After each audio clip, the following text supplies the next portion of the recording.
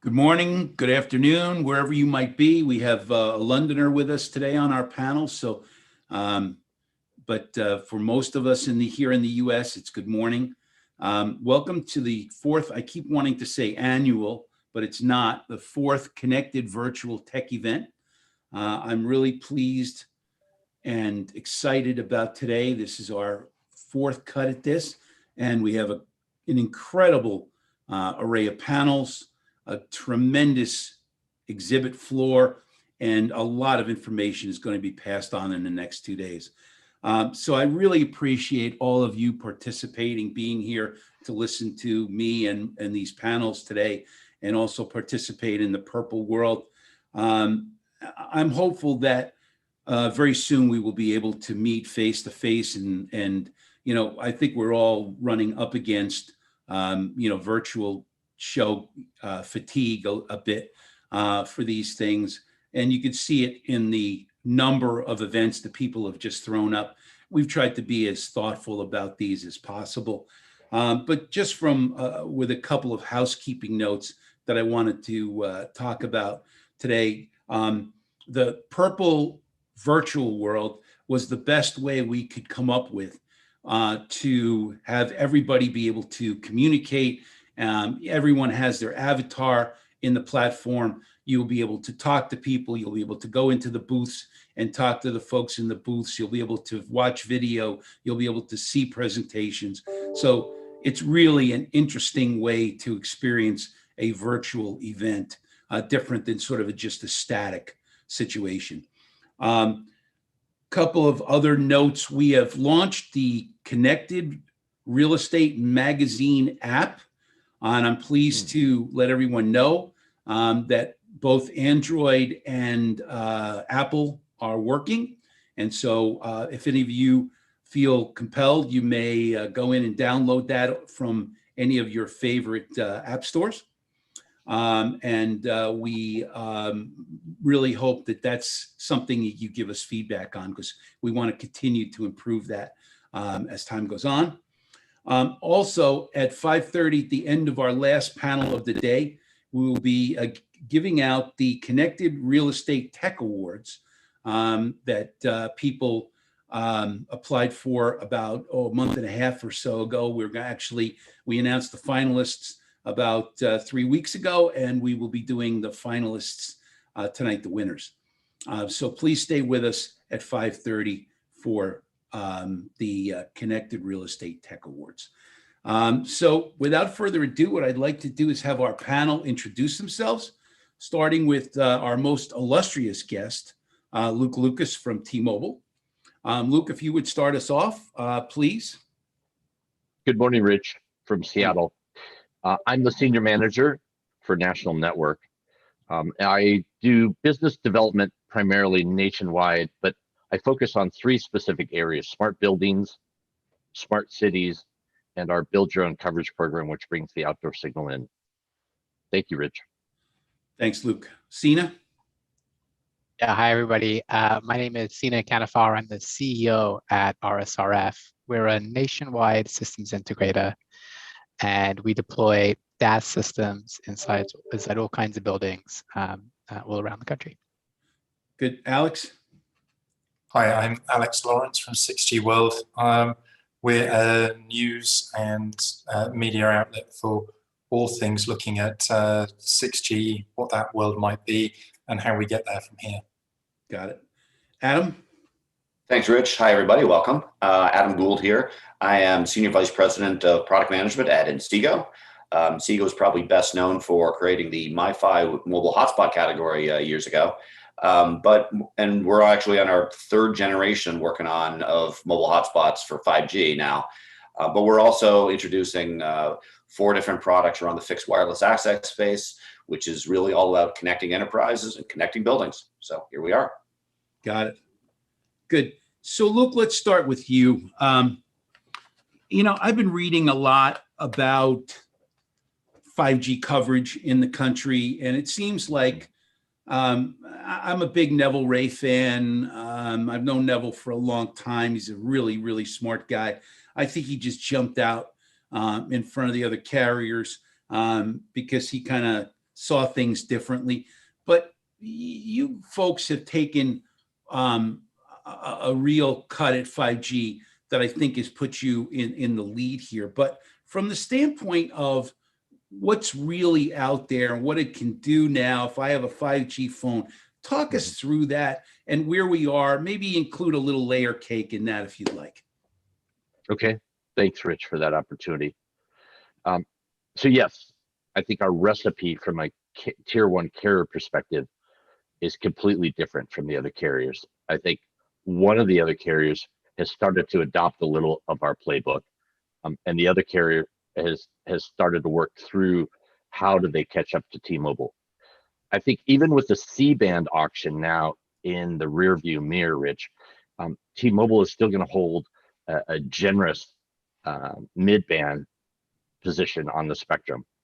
With that said, we started in December of 2019 deploying our 600 band, our lowest frequency, to make sure that we can get into anywhere and everywhere. And that goal still continues today. I think the CDC said this week that there's 331 million people.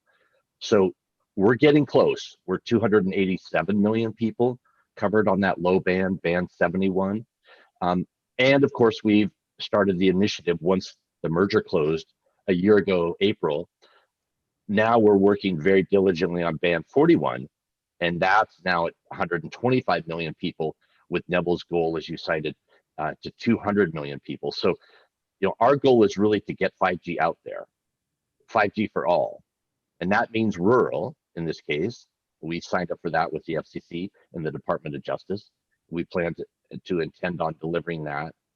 And I think it's really building the enabler, because strange circumstances have happened to the globe.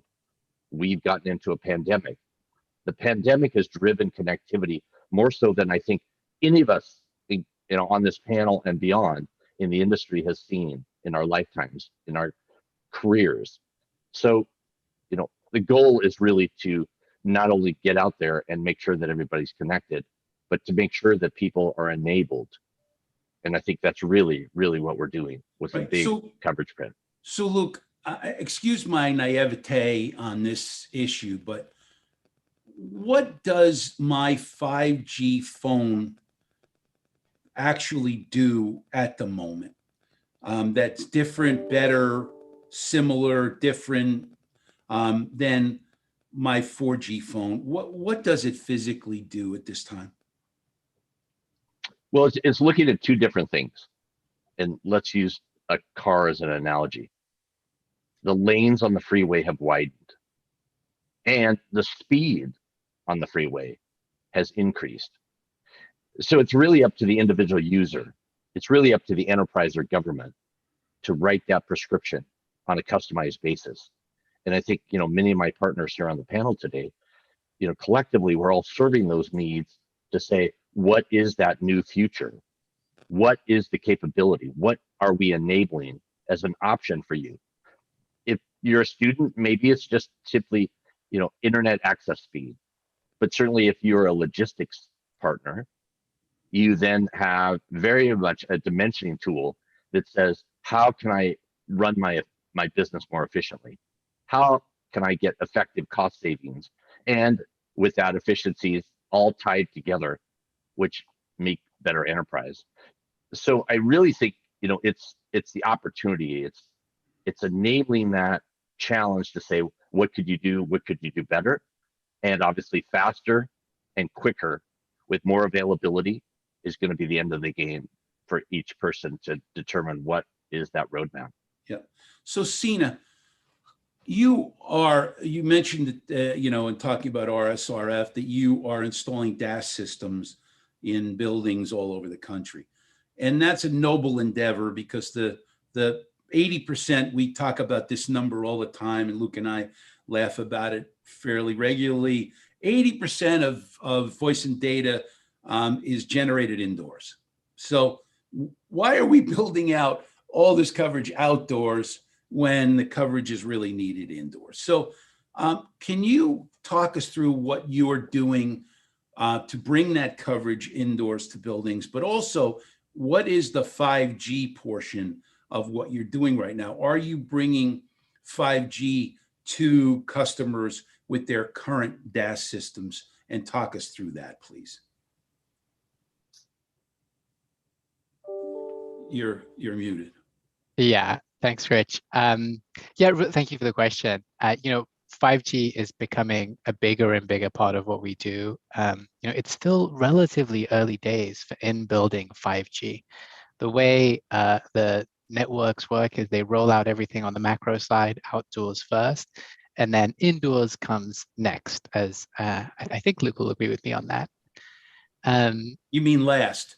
Indoors comes last. Indoor comes last. That's right. Next, that's right. Next is a better word, Rich. So right now it's really building owners, operators. Everyone's asking us about 5G. And right now it's about having a really clear upgrade path for when the carriers make the technology available for us to roll out real in-building 5G. Now, there are ways right now to have some amount of that 5G signal that's popping up outdoors brought into buildings. So if you're working, for example, with an off-air system where you're amplifying the signal from outdoors to bring it in, then that's a situation where you can have 5G inside the building. But there are reasons why that technology or using an off-air system is great in some situations if you have great signal outside the building. There are other situations where that's not the case and you can't rely on the signal outside the building.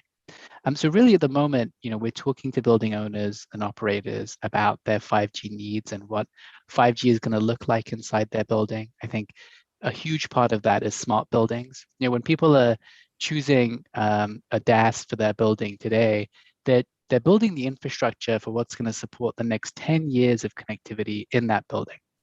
So you're building it for people's phones and handsets. Absolutely, that's maybe the main use case today, but you're really building it for the potentially thousands of IoT devices that are going to be deployed inside that smart building over the course of the next decade. And so thinking ahead to how that infrastructure that you're installing can support that kind of technology and how that's going to add value to the building, increase both the property value of the building, but also for the tenants, whether they're office workers helping making them more productive, or if it's residents making them healthier and more connected. So I think thinking about that kind of longer time frame is really, really critical when it comes to deploying wireless systems inside buildings today, because the landscape is changing. Like Luke said, we have more bandwidth. We're going to have much lower latencies, and that's going to enable a whole new class of devices to come online. Gotcha. So Adam, I'm really intrigued by the sense of your product and how it can help people who don't have coverage in sort of the normal, they live downwind of a cell site somewhere. So, but I don't know that I understand the concept of, unless there's that coverage there anyway, I don't know if I've got my MiFi box. I don't know if I'm getting that signal or not, because it's not coming off a tower somewhere to me and converting to Wi-Fi in my house. Can you kind of give us a primer on how that works, how these products work that could give me standalone coverage? Sure, Rich. Yeah, I mean, so first of all, obviously you have to have coverage in your location to have you need a signal, right? But I think this is really then follows on to the question you and Sina were just talking about, which is how do you get that signal outdoors to inside? And certainly it's a more difficult situation in the early days of any generation of cellular deployment, where you have sparse coverage. But frankly, that's an issue always, because to some extent, the data speeds you get are related to the signal strength. So the more signal strength you have, better data rates you get. And therefore that indoor to outdoor migration is really important. So what that means is you really need a variety of different solutions to make sure that coverage comes inside. And not all buildings are are made the same, right? In some cases, it's great. I've got a window that's not low E glass that points right at a cell, and fine, I can put my indoor router, beyond a hotspot, but it's some sort of indoor router which is converting, 5G into Wi-Fi or 5G to Ethernet or whatever your connectivity of choice is. In other cases, you've got a building that has low E glass, which is not good for penetration, for the loss through the building, through the glass. Or you might have a multi-tenant building. You're on the other side of where the cell site is that's serving the building at the moment, and so therefore you have worse situation. Maybe in that case you need an outdoor unit, which is mounted on the building and then is kind of Ethernet inside the building. So that's where it's really important to have kind of a portfolio of devices that solve the different types of problems, the different types of, not even just different types of buildings. As I mentioned, those two examples I gave could be the same building, but two different tenants in that same building, just on opposite sides of the two different sides of the building. Yeah. So that's really the really important thing, is making sure that you have a few different options when you're trying to install to maximize that signal going inside. So I'm going to, we can now do, by the way, in 5G with the amount of spectrum capacity that's in 5G that's been allocated, whether it's C-band or millimeter wave or everywhere. I mean, it's all over the place. We have so much more spectrum in 5G. Now this kind of using wireless to connect buildings instead of wired, not just in a case, by the way, Rich, you said, where you might not have other connections. This is now actually a choice instead of wireline. In many cases, it's going to be. Yep. So I'm going to regale you with how old I am and think back to the beginning days of cellular. We can fight on that, Rich. And remember when we first started putting car phones in, you had to drill a hole in the guy's car to put the antenna in. And then one day, the most wonderful thing showed up. It was an antenna that you could attach to the two sides of the glass. And miraculously, you had signal now into the car. It was the greatest thing I had ever seen in my life. Now we didn't have to drill holes anymore. So that sort of product still available and still working in that on the glass, through the glass kind of situation with your products? Yeah, that's where I was talking about the portfolio of different device types. So, we have one product that kind of looks like a Wi-Fi router, and that would be, it's just sort of a box, and you put that, wherever you want it if you have good signal inside. But, we also have connectors on it for external antennas. So if you want to put it near a window, next step is just put it near the window. Step after that would be, okay, still not good enough. Now I attach an external antenna, maybe mount that on the window or the wall. Or then you might be an outdoor unit that you need, where you mount it on the roof and run Ethernet from the roof down to your office. So there's a variety of different types of ways that you can solve that problem. Got it. So Alex, I was very interested when you and I first met, and not to waste everybody's time on this panel, but when you and I first met, I thought 6G is so far off that I don't know what this guy is thinking. This is a really pie in the sky kind of approach to this. But in the meantime, I've done just research from, the bombardment of stuff that hits all of us every day. And it appears that some companies are talking now about the need for a 5.5G step in here.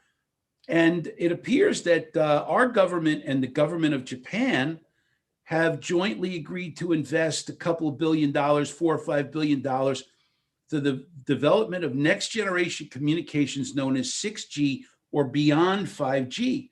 So maybe you aren't so crazy after all on this, but I would kind of like to understand from your point of view is, we're barely into the 5G rollout here. And yet we're talking about 6G. Is 6G the ultimate flowering of 5G, or is 6G just a natural evolution of Uber and Lyft and DoorDash and the apps and all the things that go with it? What does it look like to you that 6G brings us?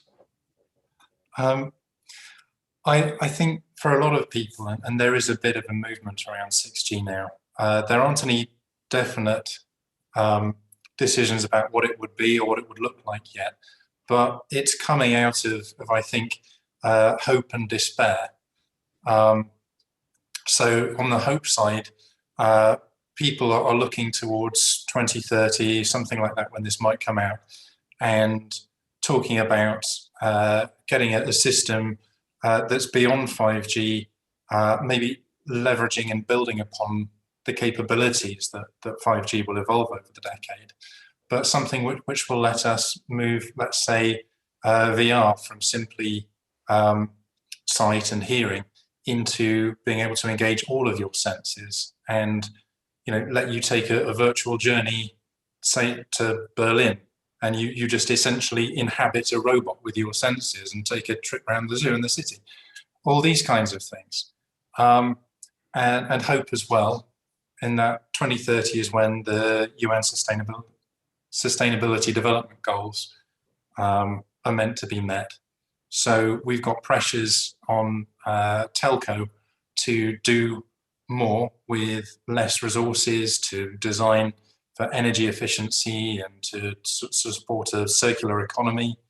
And then on the other hand, I think in the despair side of things, there's a certain feeling with 5G that we've got a lot right in terms of the technology, but there's a lot that we've kind of missed. For example, a lot of industries and those stakeholders were meant to be involved. 5G was meant to be an industrial generation of services, but they weren't really involved as stakeholders until a bit late in the process. So they weren't really defining it.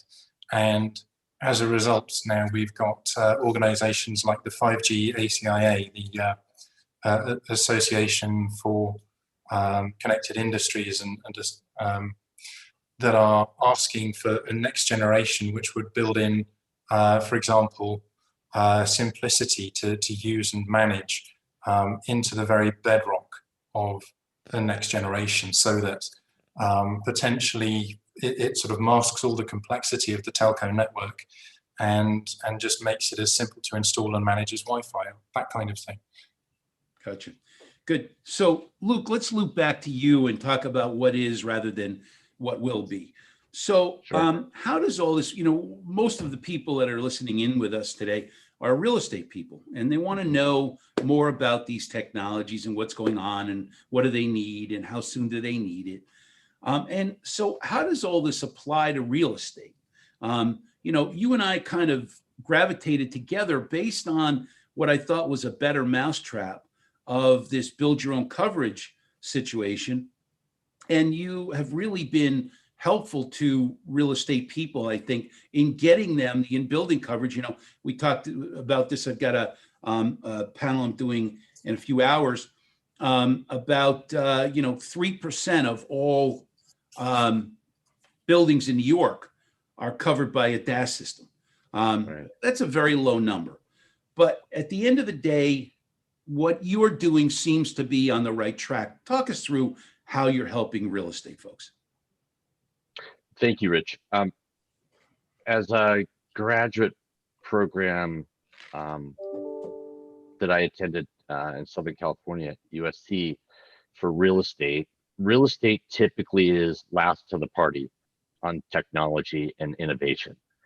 Real estate is a component that says, we're trying to appeal to the tenant's needs, and we try to make sure that the experience is top drawer.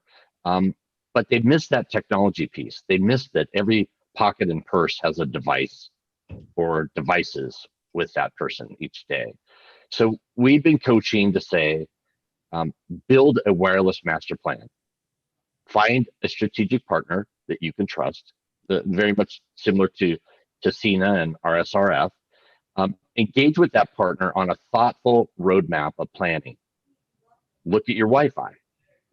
Look at what coverage you have in the building today. What coverage do you expect or need in the future?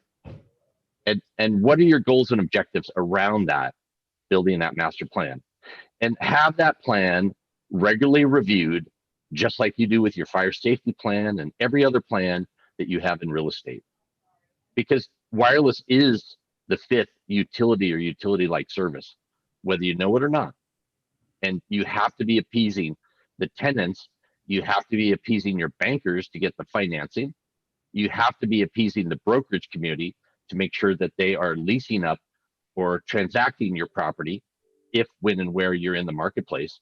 And I think that eventually, at some point, Rich, even the appraisers of real estate, CINA and Adam talked about that. I mean, it's going to be an element of the real estate value that then is incorporated into it. Yep. People will go buy real estate and say, oh, that building doesn't have any fiber. That building doesn't have any Cat 6. That building doesn't have any connectivity, or it has poor connectivity. Let's move on. Let's go down to the next building or the next offering when they're touring real estate. So our mission is really twofold. Certainly, yes, we want to help people bring the outdoor signal in.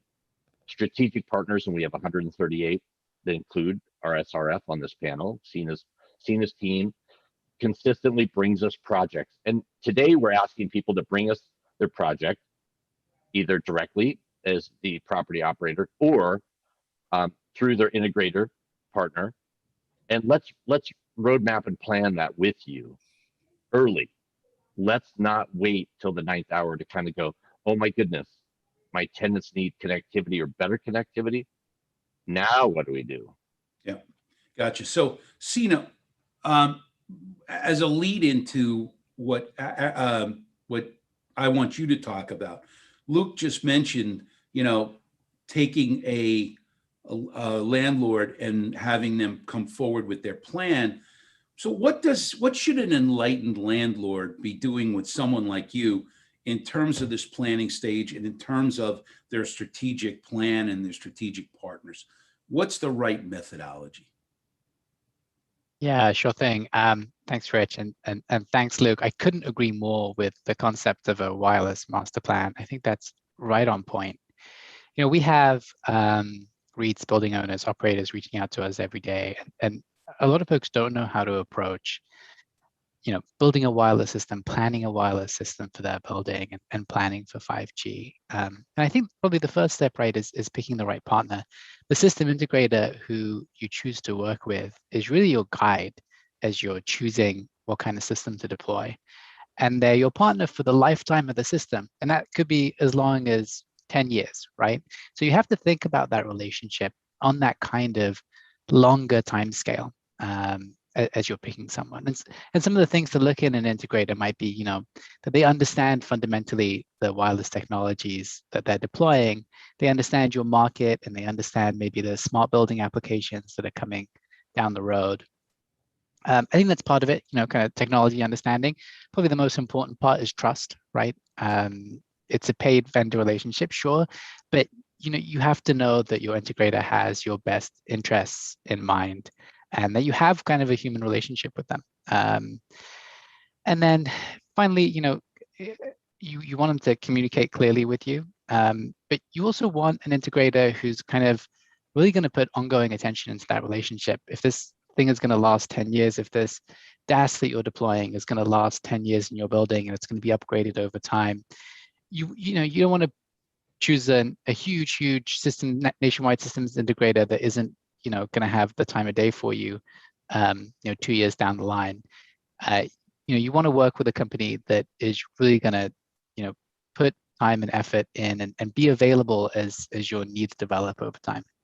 Got it. So I think that's probably a key part of it.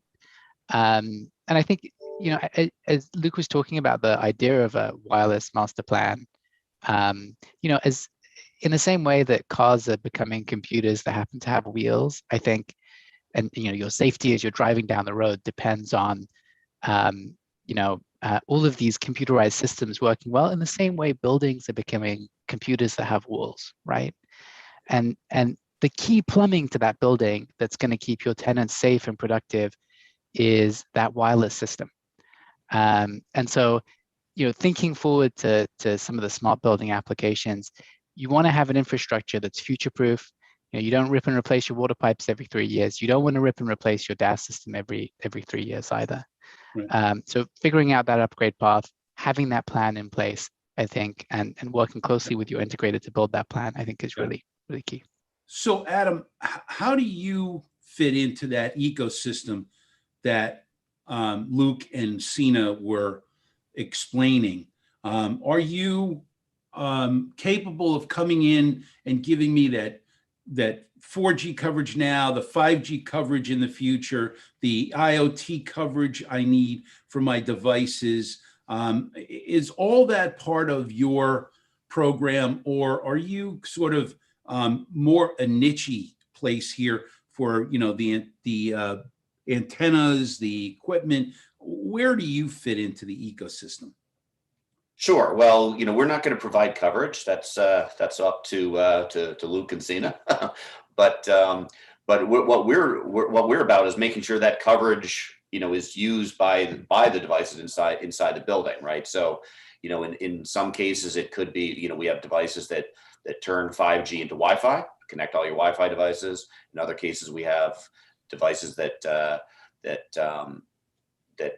connect 5G to Ethernet or even USB. And so it's all about taking that 5G signal and turning that into a format that all the rest of your devices inside your building can connect to.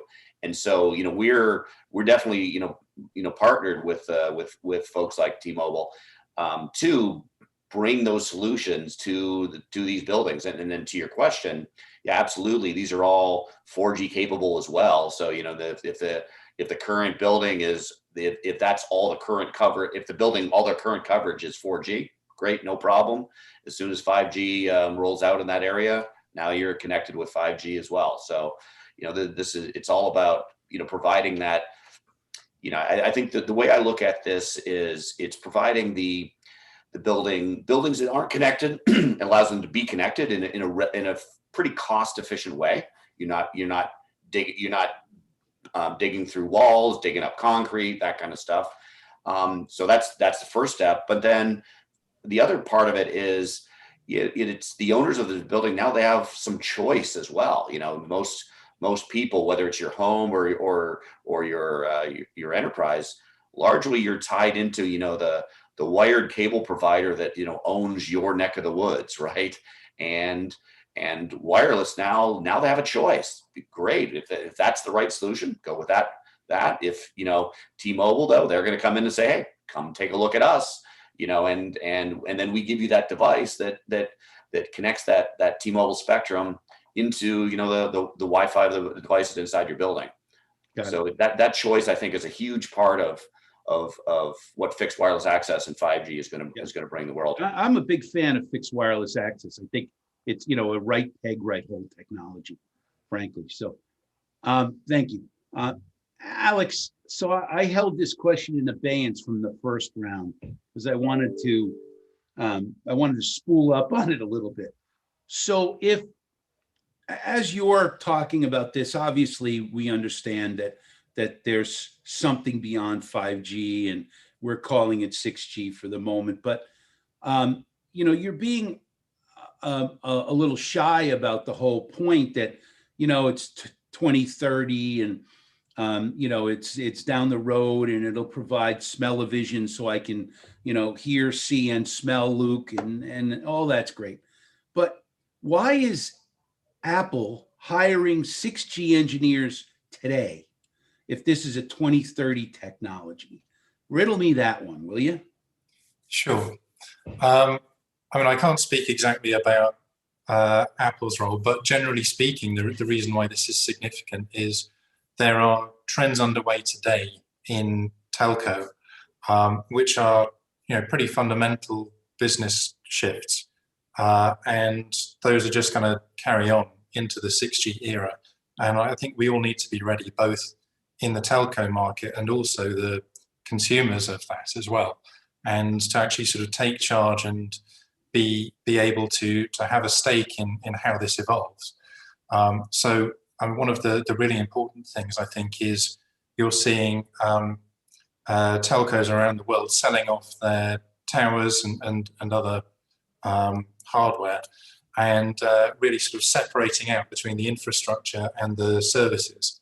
At the same time as this, which is being enabled by things like software-driven networks and so on, you've got the growth in sort of 4G and 5G private networking, and that desire by enterprises to take a bit more control over what their data is doing and how that's managed.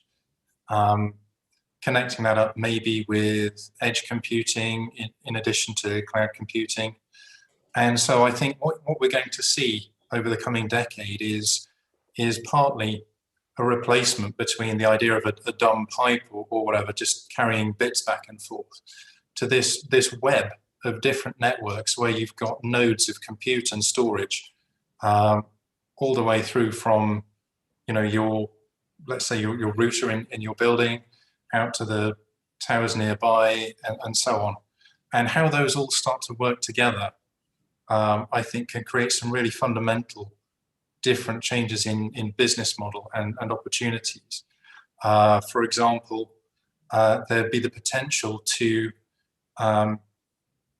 open up certain capabilities on the networks, like prioritization or latency or security or traffic management, which can then be exposed as almost like apps for enterprise IT services, to give them the ability to shape exactly how they want different capabilities to perform, whether they want to keep particular traffic strictly on site if it's sensitive, or what kinds of other services there are there. I get the sense, though, not necessarily just from you, but again, from my reading, from these things that are popping up, and our government and Japan are working on the future technology, that there's much more going on than the average person who's seeing 5G and going, yeah, okay, my phone's a little faster now, or, so I've heard about 5G. There's a lot more going on in the shadows than people are letting on, and even you, to an extent, have discussed, meaning that this is about edge computing. This is about, different protocols. This is about simplifying the process of getting from point A to point B. This is about, removing the fiber piece, adding to fiber. There's a lot more happening here. And while we're all talking about 2030, it seems to me that there's more actually happening on an experimental basis, potentially, than people are aware of. Yeah, there's a lot happening, and some of it's to do with this government's and this policy thinkers. I think what we're starting to see with 6G is kind of an evolution from 5G, where in 5G there's the idea, for example, of almost universal coverage, thanks to incorporating satellites and so on into it, and this is something which is accelerating with 6G, with the idea that satellite networks and terrestrial networks will be the same thing, and to the end user, you just won't notice a difference. There are huge fundamental shifts, but as a user, it will just mean that you can get the service that you want wherever you are, and it doesn't matter. But the implications for governments are huge, and if you can bring this kind of connectivity and this intelligence to bear, then it opens up lots of opportunities for driving an economy further, assisting people in getting the information that they want in the right kind of context. So, for example, if you take things like security, let's say, On a computer, it's one thing. It's, keep out the hackers. But if you're talking about a connected car, it could be a very different kind of context where you're going to assume there's always a risk that hackers are going to get through.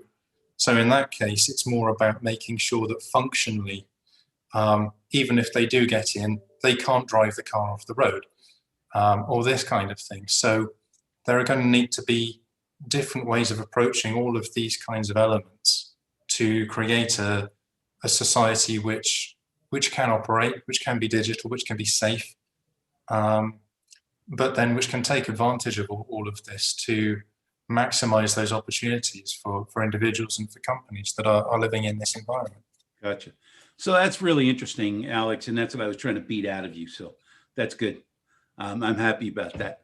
Cool. So Luke, so now, you're a carrier with a huge legacy set of equipment, operations, and you're moving towards now a whole new plan of attack with 5G and all the things you're doing with that. So what's the future hold? You've got some innovation zone that you were working on, as I understand it, talking about applications for all this, and leading into a 5G, 5.5G, 6G sort of world. Where's your head at in terms of what Alex was talking about and the innovation zone that you guys are looking at?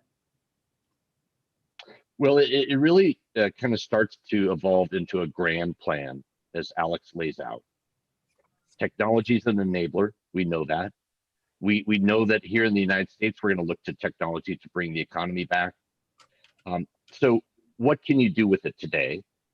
But really, more importantly, what can you do with it tomorrow? And as Alex highlighted, there's a number of things.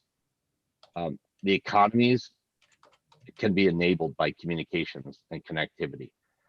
Security continues to be all of our middle names, whether we're a government, an enterprise, even an individual. So, and we know that legacy systems that are out there today, primarily with governments, have been the subject of excessive hacking.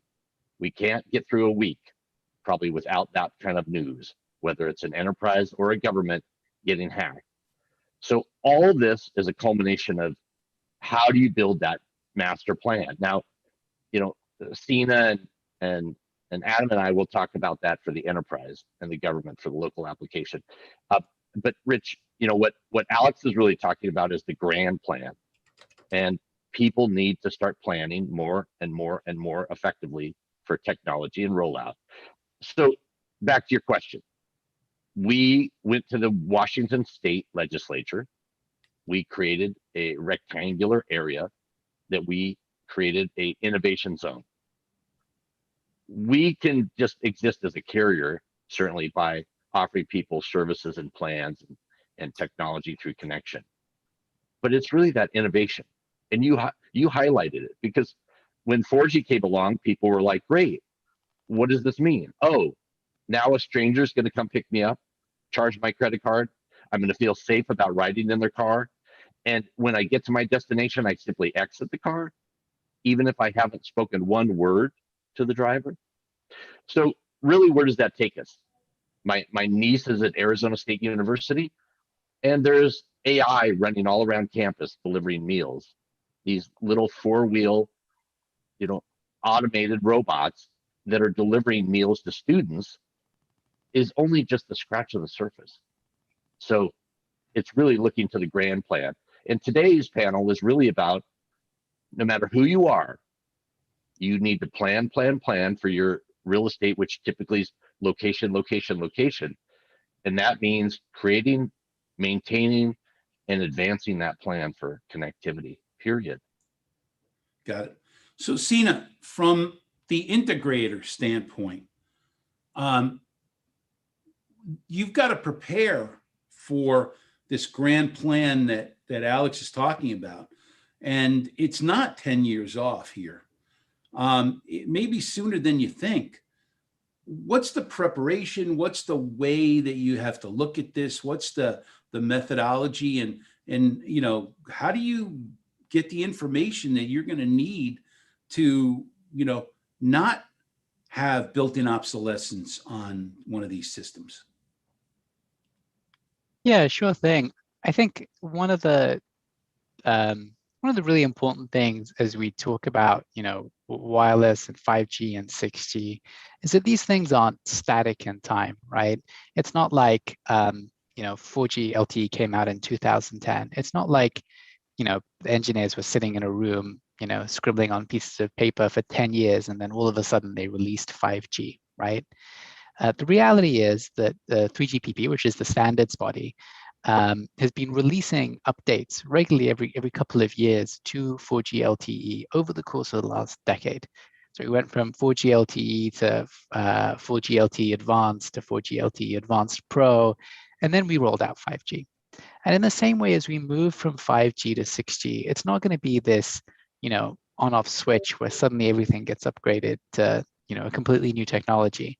There's going to be a 5G, advanced and a 5G advanced Pro, and then, there'll be some sort of marketing spin. AT&T will probably launch a 6GE, 3 years before everyone else. There won't actually be 6G, and then, there'll be lots of plays in between these two time periods. And so it's really looking at that kind of spectrum of technology as it's developed over time, and looking ahead at what frequencies are coming down the road, right? I think one of the big pieces there that we're looking at the moment is the C-band, which is a new frequency that was just licensed.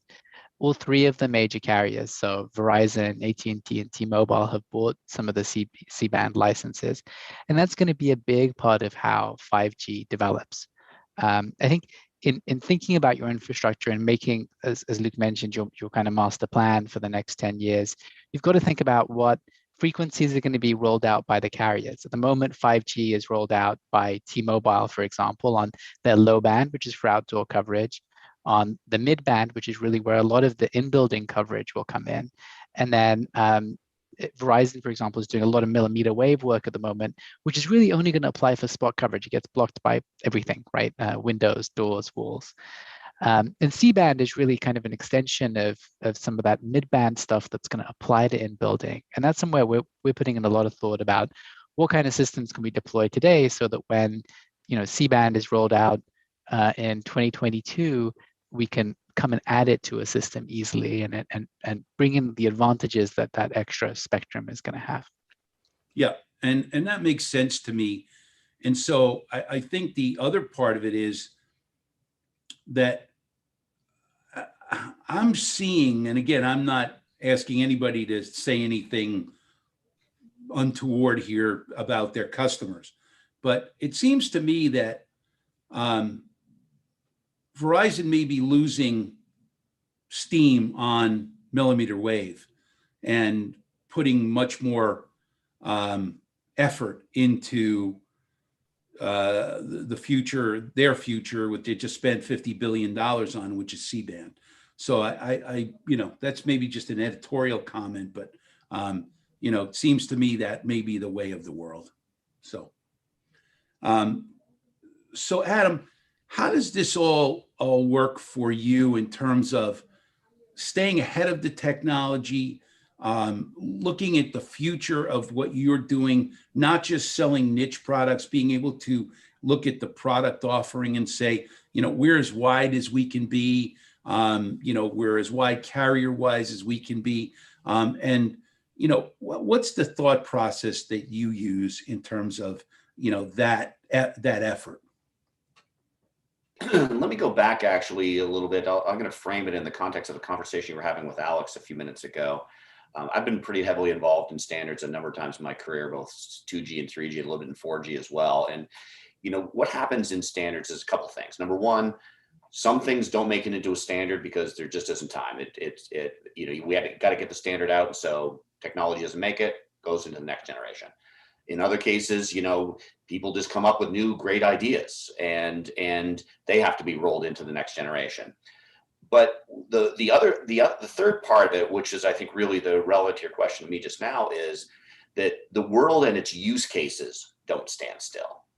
And whatever use cases a generation was designed for is limited compared to the ones that are coming up, in the future. You don't really can't exactly predict how those use cases happen. And And in fact, as Sina was implying, I think there's actually a much smoother spectrum of migration than people think. It's not just 4G to 5G or 5G to 6G. There's 4.5G and 4.75G or Pro or whatever you want to call it, right? Even 5G is not static. There's going to be each release of 5G gets better and better, and releases more the ability to access more use cases. Now, and that's really for us as a device manufacturer, the challenge is to understand those use cases and figure out what are the new device types that people are going to want. I say a lot that I don't really believe that 5G is about phones. Phone performance in 4G is okay. Now, is there a benefit in 5G? Sure, of course, faster is always better. But 5G really unlocks a whole different other set of use cases that 4G was not able to unlock. Now, I talked a lot about fixed wireless access. That's the first one that people in 5G were focused on, because it was something that it's been around for a long time, but not in any big way, really, because the economics didn't make sense. Now in 5G, with the amount of spectrum that we have and the capacity, it starts to make sense. Okay, so now the question is, what comes after that? What is that next big use case? I don't like use the word killer app, because there won't be one, especially in 5G. There won't be one, and that's the thing that people need to keep in mind about 5G is there's so many different things that it's going to enable, and that's our job as a device manufacturer, is to figure out that next step. That's where we came up with a MiFi product category. We moved into fixed wireless. Now we're thinking about, okay, great, we got those product lines. What is the next step that is really going to be enabled by 5G? Edge processing is going to be a big part of that. Alex mentioned AR and VR. That's not just a 6G thing. That's a 5G thing as well. So there's a whole host of these kind of new applications and use cases that we've got to prepare ourselves for. And by the way, I'm talking just on the device side, but this is obviously a network side of things as well, whether it's coverage or core network capabilities or what have you. A lot of work to do to enable all these things. Yep. And by the way, the next thing, private networks is going to be the next real big interesting aspect of 5G. Fixed wireless is kind of first near-term one. Private networks is going to be probably the next thing after that. And that's going to be a whole different ball game, and it's going to be interesting dynamics in that world between the operators like T-Mobile and some of the guys who want to be really private and kind of do their own thing. So there's a lot of interesting dynamics that are going to play out over the next couple of years around that topic. So by the way, I was remiss in not mentioning that if anyone wanted to ask a question, they could do it through the chat function on our platform. So please feel free to do that if there's anyone out there with a question for any of the panelists.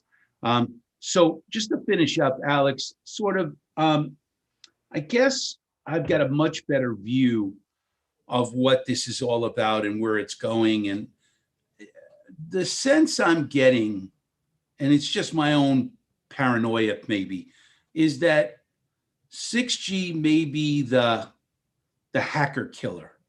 The way to figure out where that hack came from, the way to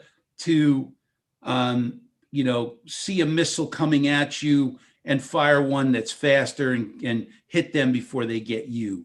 And I wouldn't call it a China killer, because there are hackers all over the world.